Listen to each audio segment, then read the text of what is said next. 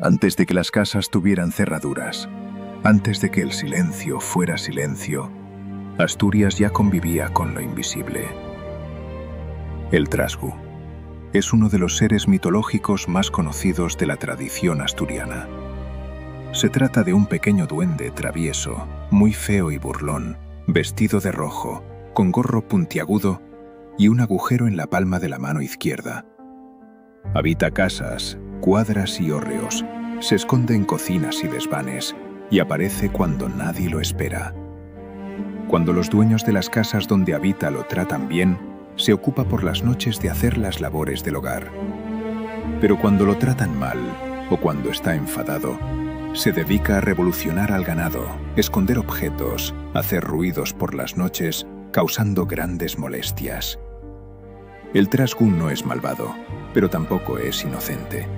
Si se le enfada, puede convertir la vida cotidiana en un auténtico caos.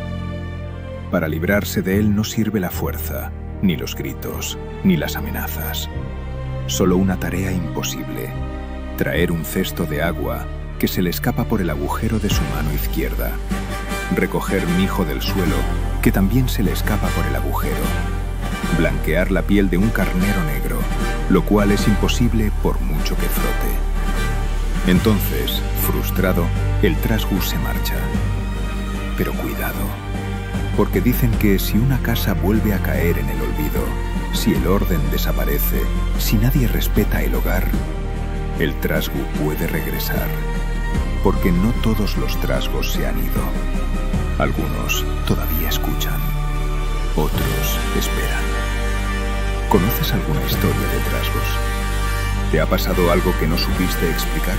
Cuéntalo, y que la mitología asturiana siga viva.